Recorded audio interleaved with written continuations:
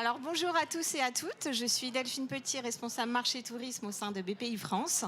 Et comme vous le savez, BPI France, acteur historique du financement des entreprises du tourisme et spécifiquement les hébergements touristiques, se mobilise pour justement aider nos entrepreneurs à faire face aux mutations en cours et aux évolutions à venir en matière de transition énergétique. Entre réglementation, prise de conscience et nouvelles attentes de la clientèle, l'objectif est aujourd'hui de passer à l'action. Donc pour mettre à l'honneur nos entrepreneurs œuvrant déjà sur la transition énergétique et écologique, j'ai le plaisir d'accueillir Jean-Guy Amat, président du Yellow Village Le Sérignan-Plage, Emmanuel de la Bédoyère, cofondateur de Coucou Cabane, et Massinissa Slimani, directeur financier de Jade Hospitality Group. Donc, messieurs, pour commencer, je vous propose de présenter succinctement votre entreprise avant qu'on puisse rentrer dans l'échange qui nous anime aujourd'hui sur le sujet. Donc rapidement, mon établissement est un camping, d'abord avant tout, historiquement, qu'on appellera aujourd'hui hôtel et plein air, mais c'est la même chose, et qui est sous une enseigne qui est Yellow Village, qui est un groupement de professionnels qui ont décidé de se rassembler pour communiquer ensemble et avoir une vraie vision au niveau européen. Au niveau dimensionnement, on est sur 42 hectares, c'est à peu près la taille du Vatican. On a une capacité d'accueil de 6000 personnes et on fait 500 000 nuitées, ce qui fait un très très grand terrain de camping. 200 personnes qui travaillent en été, donc il y a une vingtaine d'équipes d'animateurs, autant de barman, autant de serveurs, de restaurants, de bars, enfin tout un tas d'activités et beaucoup d'hébergements, puisqu'on a pratiquement 800 hébergements marchands avec plusieurs gammes de prix qui allont de 50 € la nuit sur des choses assez simples, type tente, à 300 ou 400 € la nuit sur des trucs qui sont un petit peu plus évolués. Merci Jean-Guy. Emmanuel ? Alors bonjour à tous, je suis Emmanuel de la Bédoyère, cofondateur de Coucou Cabane. Coucou Cabane, c'est 5 sites en France qui consistent en des hôtels en pleine nature, dans des lieux très naturels, qui sont composés d'hébergements sur l'eau, flottants, sur pilotis au bord de l'eau ou dans les arbres. Voilà, alors on est présent dans le nord de Paris, on a 2 sites dans l'Oise, on a 2 sites en Franche-Comté et 1 site dans le Vaucluse. Aujourd'hui, l'entreprise compte 80 collaborateurs et projette de se développer pour développer le concept dans d'autres endroits, en France et peut-être à l'étranger. Merci Emmanuel. Massinissa ? Alors bonjour à tous. Alors chez Jade Hospitality, nous sommes propriétaires exploitants d'une douzaine d'établissements positionnés sur le segment économique en Ile-de-France et dans l'Oise. Ça représente un peu plus de 1200 chambres, on est une centaine de collaborateurs et on est exploitant de notre propre marque maison qui s'appelle Welcome Hotel et à la fois aussi franchisé groupe Accor Hotel via les marques Ibis Budget, Ibis Styles et Grit dernièrement. Et notre marque de fabrique, notre spécialité, c'est la reprise d'établissements à bout de souffle qu'on rénove intégralement. Donc on a dans notre ADN finalement une thématique très orientée optimisation énergétique de nos bâtiments dès l'amont d'un projet. Merci Massinissa. Donc on va commencer sur les premières questions. Donc messieurs, aujourd'hui quels sont les facteurs qui vous ont poussé à vous engager justement sur le chemin de la transition écologique au sein de vos établissements ? Jean-Guy ? Donc naturellement, nous, on est au bord de la mer, on est dans un lieu naturel, on tournait du conservatoire littoral, donc on est un lieu déjà emblématique qui est tourné vers la nature, on est en plein air, et c'est déjà notre fond de commerce. C'est-à-dire proposer aux gens d'être en plein air, en pleine nature, c'est notre ADN, par notre activité. Donc ça, c'est la première chose. La deuxième chose, c'est que c'est une conviction personnelle qui nous est chère à mon épouse et moi-même, et historiquement, on est toujours allé dans cette démarche-là parce que le lieu s'y prêtait, et puis on pensait qu'il y avait une attente de la part des clientèles, mais finalement celle-ci, elle est naturelle. Dire qu'aujourd'hui on trie ses déchets ou qu'on fait attention à l'eau ou choses comme ça, pour les clients c'est aussi naturel que de dire qu'on parle anglais à la réception. Parce que là-dessus, l'argument il est moins levier. Les labels qui devaient émerger pour faire distinguer des établissements qui se caractérisaient par une démarche environnementale et autres n'ont pas véritablement émergé parce qu'il n'y avait pas une grosse attente de la part de la clientèle. Par contre, si on se projette dans l'avenir, c'est véritablement, aujourd'hui, on le voit, nous, dans notre démarche, c'est pour se projeter vis-à-vis à la fois de nos clients, parce qu'il va y avoir cette demande-là de plus en plus prégnante, de la part de l'environnement économique dans lequel on est, notre secteur, nos interlocuteurs, l'administration, l'État, les collectivités, et puis aussi nos salariés qui, aujourd'hui, vont sélectionner des entreprises qui vont être dans cette démarche-là. Et donc, si on veut recruter des talents, il est important d'avoir cette philosophie-là. Les générations Z sont très sensibles à cette démarche-là, et si on veut les capter, il faut pouvoir leur offrir quelque chose, un environnement dans lequel ils se sentent à l'aise. Oui, c'est un moyen de les fidéliser sur du long terme. Merci Jean-Guy. Emmanuel, de ton côté? Effectivement, je le disais tout à l'heure, on est implanté dans des lieux très naturels, dans des milieux forestiers, autour de plans d'eau remarquables. Et donc les sites nous poussent évidemment à être exemplaires à tous les stades de développement de nos projets, dans les phases amont, dans toutes les études d'impact, dans les diagnostics environnementaux. Il y a toute la phase de chantier lors de laquelle on se fait entourer par des professionnels de l'environnement, par des écologues qui nous guident pour qu'on ait l'impact le plus faible possible. Et ensuite, dans la phase d'exploitation où on met en place beaucoup de bonnes pratiques. Donc les sites, évidemment, nous poussent à être exemplaires et à nous tourner vers ces sujets qui nous passionnent. Ensuite, pour nous aussi, on a des convictions très fortes, personnelles, que je partage avec mon associé Gaspard. On est persuadé, convaincu qu'en tant qu'entrepreneur, on a un rôle à jouer qui est fondamental. On a un impact plus important avec nos entreprises autour desquelles on a un vrai écosystème avec nos collaborateurs, avec nos clients, nos fournisseurs, nos partenaires en général. Et évidemment, nos entreprises ont un rôle à jouer. Il est majeur dans le challenge du défi climatique. Et ensuite, je crois que dans l'industrie du tourisme, on a aussi le devoir de transformer pas mal de choses. L'industrie touristique n'a pas forcément une super image en termes de préservation de l'environnement. Souvent, des projets ont été un peu plantés là, avec un côté un peu clivant avec des populations locales. Et on pense que c'est un vrai challenge de transformer ça et avoir des projets ancrés et harmonieux avec leur territoire. Ok, merci Emmanuel.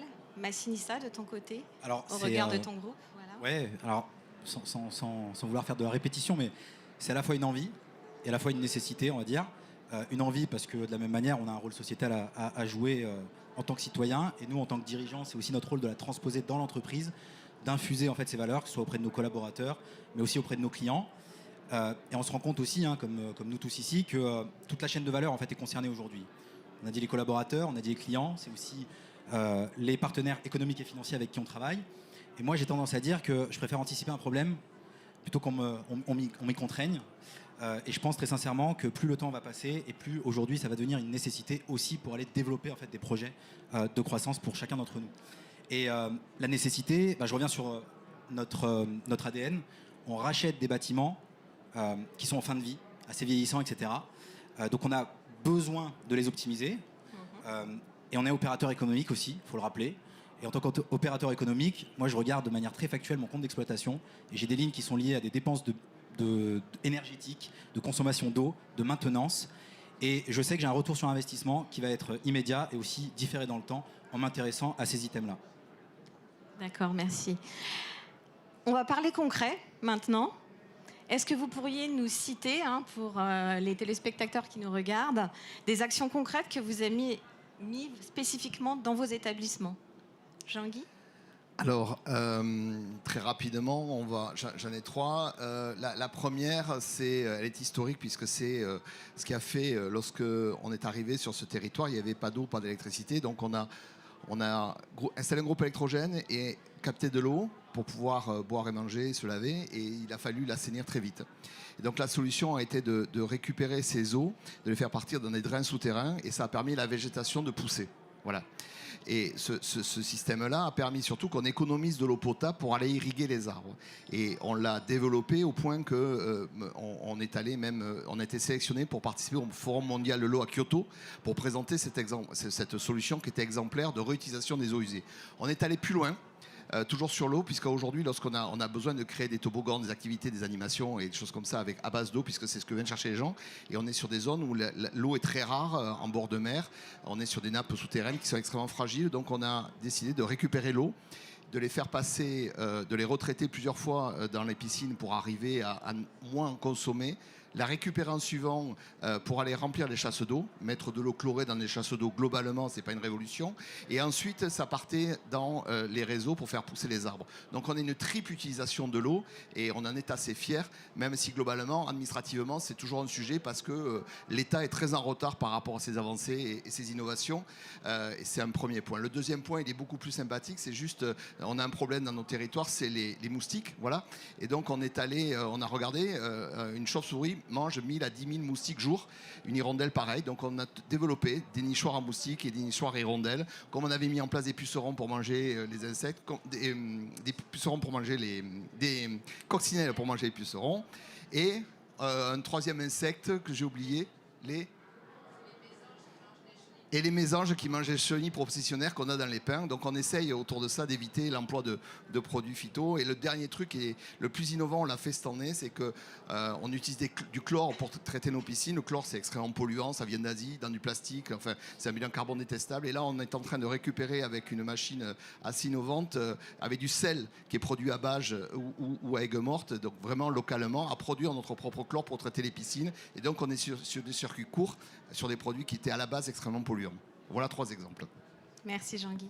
Emmanuel, de ton côté? Alors, Merci.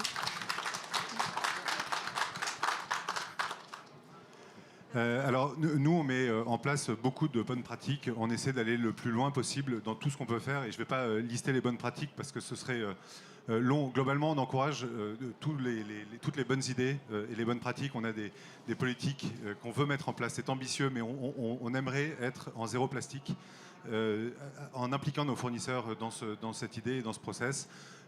C'est des choses qu'on est en train de mettre en place avec des horizons de temps pour rendre les choses possibles. Moi, je pense à 3 choses aussi principales. On a tout d'abord ces bains nordiques qu'on a développés, qui sont privatifs, qui consistent en des bains chauds, très consommateurs d'eau et d'électricité en général. Alors voilà, on a fait 5 années de recherche et développement sur nos sites en conditions réelles d'exploitation pour développer un système qui aujourd'hui nous permet de très largement espacer les vidanges en garantissant à nos clients une eau évidemment cristalline, intacte. Ces vidanges espacées, c'est autant d'économies d'eau, autant d'économies d'électricité pour amener l'eau à température. Et aujourd'hui, ces bains nordiques fonctionnent avec 90% de produits chimiques en moins. Donc ça, évidemment, c'est une fierté, c'est une satisfaction. C'est 5 ans de R&D, beaucoup d'efforts. On n'a jamais lâché le morceau parce qu'on est convaincu par notre projet. On a évidemment cette cabane autonome qui est un prototype qu'on a développé dans le sud, dans le Vaucluse, qui est une cabane qui n'est pas raccordée au réseau, qui a des énergies uniquement renouvelables pour garantir tout le confort et les équipements dans la cabane avec l'éolien et le solaire. C'est un prototype qui fonctionne, qui est commercialisé, qui est en place. C'est une de nos 20 cabanes sur le site des Grands Cépages. On rêverait d'avoir un site 100% autonome. Aujourd'hui, c'est encore un peu compliqué. Il y a des défis techniques à relever. Mais on aimerait tendre vers un site coucou 100% autonome qui offre tout le confort à nos clients, la clim, l'électricité, la douche, les salles de bain, sans être accordé au réseau. Donc ça aussi, c'est un objectif qu'on se fixe. On a ce pilier fort de notre activité qui est de rayonner sur le territoire dans un rayon inférieur à 50 km pour fournir tous nos paniers petit-déj et tous nos dîners auprès d'artisans, d'agriculteurs, de brasseurs, de presseurs de jus qui sont proches de nos sites afin de rayonner et afin de les faire participer, créer cet écosystème d'artisans locaux. Ça, c'est une action qui est très forte. C'est un engagement fort aussi. On fait quelques petites exceptions pour le champagne et pour le vin parce que dans l'Oise, par exemple, on n'est pas sûr de pouvoir garantir un champagne merveilleux à nos clients. Donc voilà, c'est chose forte. Et il y a une action aussi qu'on met en œuvre désormais quasiment systématiquement, qui est de mettre en place des plans de gestion environnementaux sur nos sites. Pendant toutes les phases préalables au développement d'un site coucou, on fait beaucoup d'études, beaucoup de diagnostics, pendant lesquels on collecte énormément d'informations sur ce qui se passe sur le site, du point de vue de la biodiversité, de la faune et de la flore. On considère cette donnée, cette information comme un actif autour duquel on va dessiner le projet.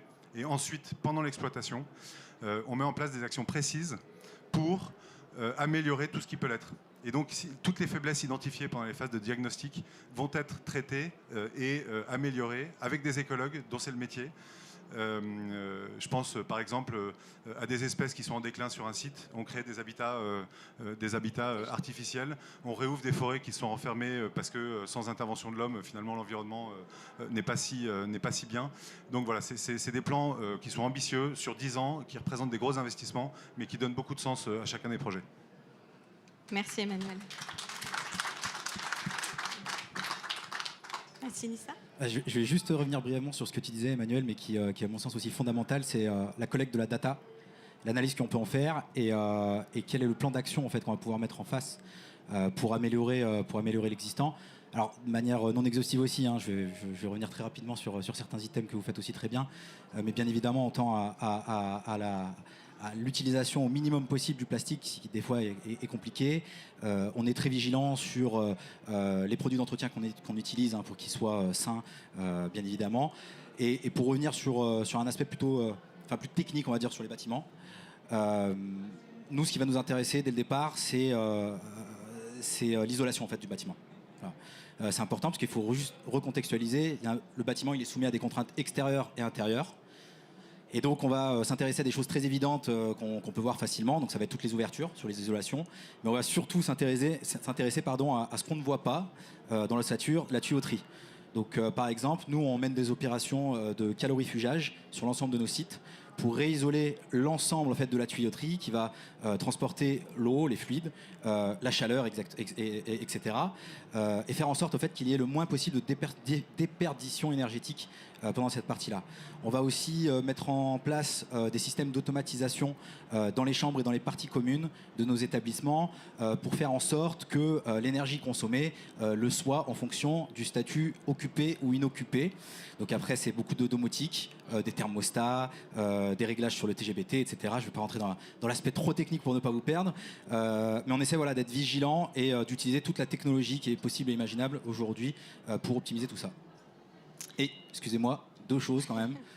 Sur un de nos derniers projets, on a fait aussi le choix d'aller sur une marque éco-friendly du groupe Accor, qui est Grit. Et on a réutilisé en fait, du mobilier qui était censé aller au rebut. Donc on lui donne une deuxième vie. Donc on est aussi soucieux des matériaux et de la qualité des matériaux et de la durabilité des matériaux qu'on utilise sur nos projets. Et un autre point qui est fondamental, c'est que pour donner de la cohérence à tout cet ensemble, on a nommé un responsable RSE dans notre groupe qui est là aussi pour diffuser toutes ces bonnes idées au quotidien avec l'ensemble des collaborateurs. Merci. Alors, messieurs, une telle démarche peut être perçue comme une contrainte de plus pour certains qui ont des préjugés. Ça va être chronophage, c'est coûteux, difficile à mettre en place, pas de retour sur investissement. De votre côté, comment avez-vous vécu cette démarche pour justement lever tous ces préjugés que certains peuvent avoir encore ? C'est pas des préjugés, c'est la réalité. C'est long, c'est compliqué, c'est coûteux. Voilà. Il n'y a pas de doute, c'est pas la voie rapide, c'est pas naturellement la voie la plus directe. À l'inverse, on est convaincu à l'usage que le rapport coût-bénéfice qu'on connaît bien est très positif sur un moyen terme, on va dire. Et par contre, c'est extrêmement stimulant, ce que je disais un petit peu au départ au niveau des équipes. C'est-à-dire que travailler sur ces projets comme cela stimule les équipes et donne une dimension humaine largement supérieure à l'échange qu'on va pouvoir avoir. Lorsqu'on fait un bâtiment en bois, c'est pas l'architecture du bâtiment en bois qui caractérise véritablement le fait d'être dans une démarche environnementale, mais c'est le bien-être qu'on trouve à l'intérieur qui fait que les gens sont plus détendus, vont trouver plus de plaisir à travailler, vont mieux accueillir les gens, et véritablement cette notion humaine va rejaillir et créer une richesse supplémentaire qu'on va retrouver. Donc c'est vraiment un investissement. Donc oui, effectivement, c'est contraignant, c'est long, c'est plus compliqué, mais c'est beaucoup plus stimulant avec un vrai retour sur investissement sur le long terme. Merci Jean-Guy. Emmanuel, de ton côté. Jean-Guy vient de dire beaucoup de choses, donc je vais pas les répéter, mais alors c'est vrai que c'est long, c'est vrai que c'est contraignant, et c'est vrai que c'est un engagement financier important. Mais il faut considérer ces moments comme de l'investissement. On crée de la data, on a ensuite un actif qu'on exploite pour donner beaucoup de sens au projet. Et de travailler en local, c'est souvent plus cher. De travailler avec des matériaux locaux, c'est souvent plus cher. De faire tous ces efforts d'études, c'est effectivement du temps et de l'argent. Et en même temps, les clients le retrouvent. Quand un client vient chez Coucou, je pense qu'il ressent ça. Il ressent, c'est évidemment ces produits locaux, les éléments de décoration qui ne sont pas là par hasard. Et tous ces partenariats qu'on fait avec l'artisan lainier local qu'on retrouve dans notre décoration, voilà, en vérité, c'est quelque chose qu'on fait à fond. On est évidemment perfectible et on va tâcher de perfectionner tout ce qui peut l'être. Mais on a envie d'être dans cette écologie réelle, véritable, positive, dans l'action, pas l'écologie passive où surtout on ne fait rien, un peu idéologique. Et les clients nous le rendent bien. Je pense que sur le moyen terme, et même dès aujourd'hui d'ailleurs, de plus en plus les gens sont en quête de sens dans leur voyage, dans leur expérience touristique. Et donc cet investissement, il est probablement bientôt primordial parce que les gens feront certainement la différence. Je ne sais pas si les gens payent plus cher pour aller dans un endroit qui met en œuvre beaucoup de bonnes pratiques. Par contre, demain, ce sera un critère de décision dans le séjour et dans le lieu de destination. Ouais, je suis totalement en phase avec vous et je pense que c'est important aussi pour vous, entrepreneurs, de communiquer justement sur ce que vous faites par rapport à cette démarche environnementale pour justement capter cette clientèle qui est en forte attente. Merci Emmanuel. Toi, Massy. Alors, je vais juste... pardon. Je vais juste pondérer les propos de mes deux confrères. En fait, effectivement, quand nous, on a commencé, la première innovation, elle date d'il y a 8 ans. Et on s'était dit, oui, ça va être très lent, ça va être très chronophage, ça va être très coûteux, ça va être très embêtant, etc. Par contre, on était convaincus immédiatement en fait, du retour sur investissement. Et je trouve que au fur et à mesure que les années passent, on a accès à de la technologie, on a accès à de l'accompagnement qui n'existait pas encore il y a quelques années. Et pour moi, c'est toujours compliqué, bien sûr, mais ça l'est nettement moins aujourd'hui qu'il y a quelques années. Et ça, c'est important de le souligner. Je reviens sur la notion de retour sur investissement. Effectivement, Emmanuel, tu disais, voilà, on faut le considérer comme un investissement, hein, tout ce qu'on dépense aujourd'hui sur ces items-là. Il y a des choses qui sont évidentes, très simples à faire, avec un retour d'investissement immédiat et avec un effet multiplicateur dans le temps. Je vais vous prendre un exemple. J'aurais dû en parler dans la question précédente, mais aujourd'hui, nous, on met un système de douchette économe. Voilà. Hydro-économe, ça s'appelle. Voilà. Donc ça, c'est une douchette. Hein. Techniquement, c'est très simple à faire. Vous changez uniquement une douchette. Financièrement, l'investissement, il est neutralisé parce qu'aujourd'hui, il y a un super dispositif qui s'appelle le C2E. Voilà, où finalement, vous faites des devis à zéro et le coût de la réparation n'est pas porté par vous. Voilà. Mais par des obligés, on les appelle les obligés, qui, eux, doivent rétablir leur balance, on va dire. Et cette douchette, de manière éminemment concrète, c'est 5 à 7 litres d'eau économisée par minute. Et quand on sait qu'en France, la durée d'une moyenne d'une douche, c'est 9 minutes, bah, je vous laisse faire le calcul. Et là, pour le coup, donc, gain immédiat sur la consommation en eau. Donc ça, vous le voyez sur votre compte de résultat tout de suite. Et gain différé dans le temps, parce que moins d'eau utilisée dans la douche, c'est moins d'eau chaude potentiellement. C'est un ballon en fait qui est moins sollicité, parce qu'il faut voir toute la partie technique qu'il y a derrière. Des résistances qui sont moins sollicitées. Donc moi, en tant que dirigeant, je me dis moins de dépenses de maintenance, moins de renouvellement. Donc j'ai un effet bénéfique immédiat et un effet bénéfique qui est porté dans le temps.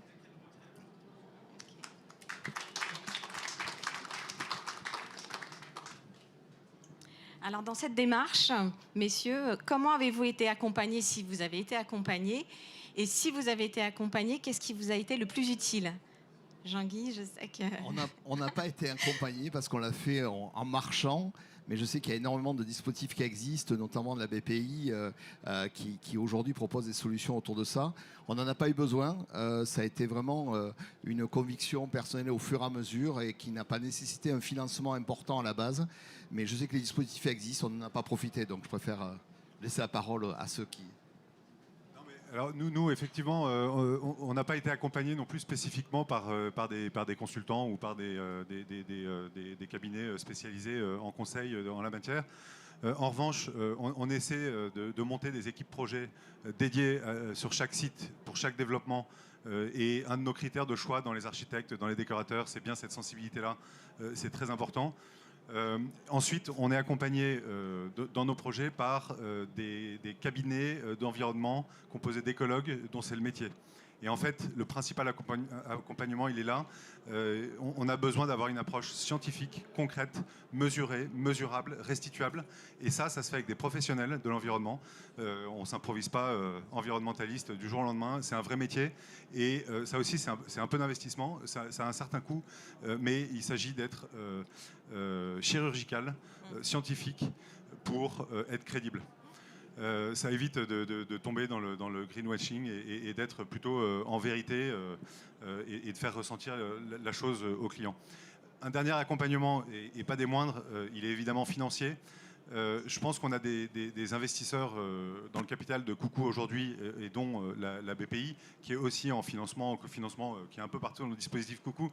Il n'empêche que c'est un investisseur qui, je crois, a compris ça, adhère à ça et accepte un temps long, notamment dans le développement des projets. Toutes ces phases préalables, c'est long. Une étude 4 saisons, comme son nom l'indique, ça dure 4 saisons, donc c'est 1 an. C'est 2 ans, 3 ans avant entre le coup de cœur pour un site et le premier coup de pioche. Et donc il faut avoir évidemment des investisseurs qui adhèrent à cette philosophie. Et à tout cela, c'est un accompagnement qui est évidemment important. Merci Emmanuel. Merci Nissa. Alors de notre côté, on a bien évidemment bénéficié d'un accompagnement financier par BPI France, puisqu'on est client historique. On a fait notre première affaire avec BPI France en 2013 et la dernière en juillet 2020, en plein Covid aussi, avec BPI France. Ensuite, on a fait beaucoup de choses nous-mêmes, comme vous, avec beaucoup de bon sens, puisque comme tu le dis, voilà, Emmanuel, il y a des choses qui sont innées et qui sont évidentes à faire. Par contre, pour accélérer en fait la mise en place de cette thématique, et comme je vous l'ai dit, pour fédérer, avoir une vraie vision d'ensemble et stratégique autour de la RSE, au-delà de la partie juste énergétique, on s'est fait accompagner, on a fait le choix l'année dernière de se faire accompagner par un cabinet spécialisé qui nous a aidé à mettre en place un plan d'action plus global à la norme ISO 26000, puisqu'il y a une norme ISO d'ailleurs sur la thématique RSE, donc c'est toujours intéressant de se rapprocher d'acteurs qualifiés. On s'est fait accompagner dernièrement, bien évidemment, par des techniciens qualifiés dans le cadre des opérations de calorifugage, entre autres, etc. Et dernièrement, on a lancé un diagnostic Ecoflux, un Diag Ecoflux avec la BPI, et qui est un super produit. Moi, je vous invite à vous rapprocher de vos chargés d'affaires pour en discuter avec eux. Ça vous permet en fait d'être mis en relation avec un consultant, avec un expert. C'est chapeauté par BPI France et par l'ADEME. Et vous avez un programme qui va durer entre 12 et 18 mois où on vous tient par la main pour aller améliorer toutes vos consommations énergétiques, alors sur l'eau, sur les fluides, sur la gestion de vos déchets, etc. Et donc l'expert fait un état des lieux qui est fait conjointement avec l'opérateur économique, met en place un plan d'action et il va vous suivre pendant toute cette durée, 12 à 18 mois, sur la mise en place en fait, de ce plan de recommandation. Donc je reviens très rapidement à ce que je disais juste avant. Mais aujourd'hui, c'est encore plus facile de se faire aider et je trouve qu'on gagne beaucoup plus de temps à se faire aider par des vrais professionnels pour aller encore plus vite.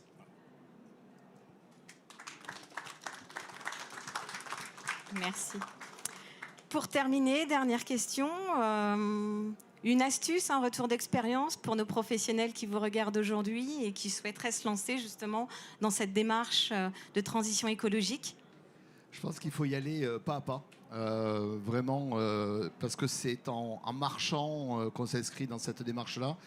Ça va commencer par trier ces déchets au niveau d'un bureau, d'un accueil et autres. Et puis globalement, on se prend très vite au jeu.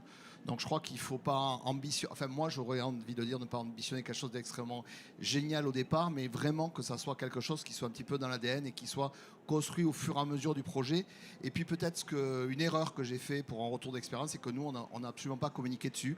Et on s'en aperçoit là depuis, parce qu'on verbalise en fait à l'occasion d'aujourd'hui tout ce qu'on a fait ou tout ce qu'on fait. Et globalement, finalement, on le partage peut-être pas assez. Et donc faire savoir ce qu'on fait, parce que c'est aussi un moyen de se stimuler, de reconnaître ce qu'on fait pour continuer à avancer. Voilà. Merci Jean-Guy. Emmanuel?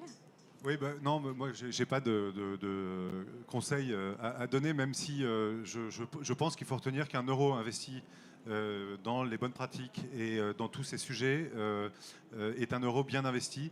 Et à moyen terme, les clients le rendent 20 fois, 30 fois, 100 fois. Je pense que les aspirations pour un tourisme plus local, plus harmonieux, ancré, qui rayonne, qui fait vivre un territoire sont fortes et sont les aspirations du tourisme de demain. Et donc, il faut tendre vers ça. Hein. Et Jean-Guy, vous parliez à l'instant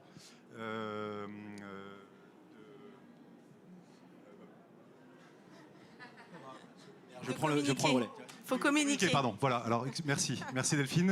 À propos de la communication, je pense que c'est effectivement important de communiquer sur ces bonnes pratiques et sur ce qu'on fait de bien. Par contre, il faut le communiquer pas trop fort et être surtout sur place en vérité. Ça aussi, c'est rien de tel qu'un client qui sent les choses quand il est sur place, plutôt qu'une communication forte. C'est un discours vérité. Voilà, c'est ça. Il faut que ça soit du concret quand le client est dans l'établissement. Et toi, de ton côté, Massine? Pour l'astuce, je ne vais pas revenir sur mon idée de douchette hydroéconome, j'en ai déjà parlé 2 fois. Non, pour moi, il faut foncer. Foncer intelligemment, se faire accompagner, mais il faut vraiment inscrire cette démarche dans la stratégie globale de l'entreprise. C'est ce qui rend d'ailleurs la démarche pas chronophage du tout, parce que ça devient en fait un fil rouge. On a l'adhésion de tout le monde, de nos collaborateurs, des clients, c'est une nécessité. C'est aussi une nécessité parce que vous nous en parlez aussi, vous du côté de BPI France ou de nos partenaires financiers. Donc il faut y aller, pardon.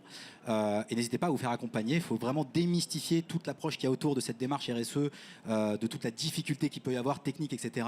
Il y a plein de solutions qui existent sur le marché. Et il y a des gens en fait qui sont là pour vous accompagner et centraliser en fait tout ça. Donc voilà, faut y aller. Merci à tous les 3 pour cet échange très riche en retour d'expérience. Et puis, j'espère que l'atelier vous aura appris et donné plein de conseils sur cette transition écologique. Merci à vous.